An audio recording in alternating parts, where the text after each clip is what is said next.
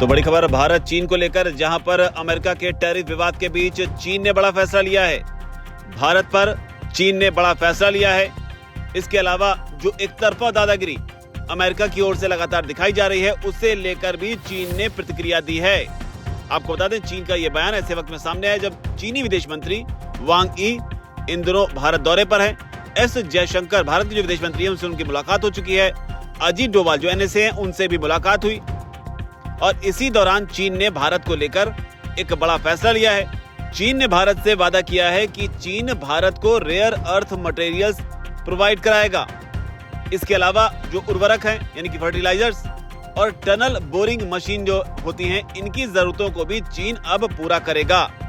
चीन का ये वादा कई मायनों में खास है, क्योंकि 2019 में जो गलवान हिंसा हुई थी, उसके बाद से लगातार भारत और चीन के बीच रिश्ते तनावपूर्ण बने हुए थे। न सिर्फ रिश्ते तनावपूर्ण थे, बल्कि हालिया दौर में अमेरिका जिस तरीके से भारत की अर्थव्यवस्था को चोट करने की कोशिश कर रहा है, उस कड़ी में भी चीन का ये फैसला बेहद अहम हो जाता है, क्योंकि यहाँ पर जो डील होने की संभावना है वो है रेयर अर्थ मटेरियल। आपको बता दें, रेयर अर्थ मटेरियल जो है, ये एक किस्म के खनिज हैं जिनका इस्तेमाल electronics, renewable energy, medical science और मैन्युफैक्चरिंग जैसे क्षेत्रों में किया जाता है। भारत की अर्थव्यवस्था के लिए माना जाता है कि ये बेहद जरूरी है। एक आंकड़े के मुताबिक भारत जो है वो हर साल $33 मिलियन के रेयर अर्थ मटेरियल जो है वो इंपोर्ट करता है। लेकिन बड़ी बात यहाँ पर चीन को लेकर है, क्योंकि चीन जो कि दुनिया में 60 से 70% तक रेयर अर्थ का उत्पादन करता है, उसके यहाँ निर्यात को लेकर सख्त नियम जो है लागू हैं, जिसकी वजह से भारत के निर्माताओं को काफी परेशानी हो रही थी। लेकिन अब चीन के भारत दौरे के दौरान, यानी कि वांग यी के भारत दौरे के दौरान फैसला लिया गया है कि रेयर अर्थ मटेरियल्स जो हैं, उनकी सप्लाई चीन भारत को करेगा। हालांकि इस ऐलान के साथ ही वांग यी का जो बयान है वो भी लगातार सुर्खी में बना हुआ है। वांग यी ने कहा है कि चीन और भारत को बड़े देशों के रूप में वैश्विक जिम्मेदारी दिखानी चाहिए। ये बड़ी बात कही है। साथ ही उन्होंने भी कहा है कि विकासशील देशों के लिए एकजुटता का उदाहरण भारत को देना चाहिए। तो ये भी बड़ी बात कही है। साथ ही जिसकी सबसे ज्यादा चर्चा हो रही है वो ये है कि अमेरिका की ओर से जिस तरह से दबाव बनाया जा रहा है भारत पर, इसके अलावा तमाम दूसरे देशों पर, इसे लेकर भी वांग यी ने कहा है कि दोनों देशों को, यानी कि भारत और चीन को, जो एक तरफा दादागिरी है और जो फ्री ट्रेड है, उसके सामने जो चुनौतियां आ रही हैं, उनके प्रति मिलजुल कर सहयोग बढ़ाना चाहिए, ताकि इनका सामना जो है वो किया जा सके।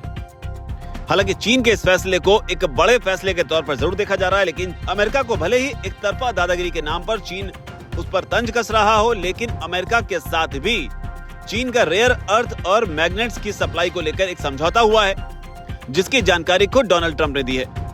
तो यहाँ पर चीन जो है भारत के साथ अपनी नई दोस्ती निभाने की कोशिश कर रहा है, या फिर वो सिर्फ इस दोस्ती की आड़ में अपना व्यापार जो है, अपने व्यापारिक हित जो है, उनको साधने की कोशिश कर रहा है। ये सवाल यहाँ पर जरूर खड़ा होता है, क्योंकि यहाँ पर समझना ये जरूरी है कि अमेरिका ने अभी भारत पर टैरिफ लगाए हैं, लेकिन चीन को उन्होंने 90 दिनों का वक्त दे रखा है। चीन पर अभी फिलहाल कोई पाबंदी जो है वो इस मामले में नहीं है। हालांकि भारत के लिहाज से ये अहम खबर है, क्योंकि रेयर अर्थ मटेरियल्स की सप्लाई भारत के लिए बहुत जरूरी है। और वादे के मुताबिक अगर चीन इस वादे को पूरा करता है, तो फिर भारत के मैन्युफैक्चरिंग सेक्टर जो है उसको एक बड़ी राहत इस मामले में मिल सकती है।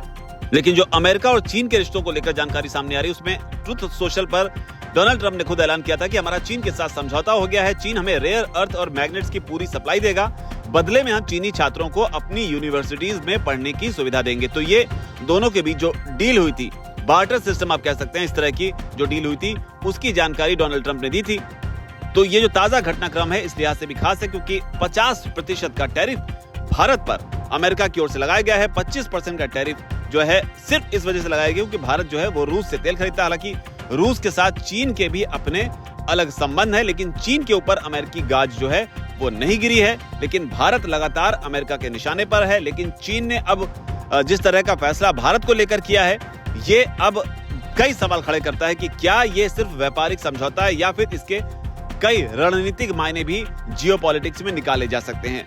हालांकि भारत को अभी भी 27 अगस्त का इंतजार है, क्योंकि 27 अगस्त तक का टाइम नेगोशिएशन के लिहाज से दिया गया है, जहां एक तरफ अमेरिका और रूस और जेलेंस्की यानी कि यूक्रेन, इन तीनों की बैठक भी अलग अलग फ्रंट पर लगातार होती रही है। ऐसे में माना जा रहा है कि रशिया यूक्रेन वॉर का जल्द ही कोई हल निकल सकता है, और अगर यह हल निकलता है तो भारत के लिए यहाँ से राहत की बात हो सकती है। लेकिन यहाँ पर चीन जरूर अपने फैसलों के जरिए बताते हुए कि भारत और चीन अब एक नई राह पकड़ने की कोशिश कर रहे हैं। चीन के इस फैसले पर आपकी क्या राय है? आपकी जो भी राय नीचे कमेंट सेक्शन में लिखें। धन्यवाद।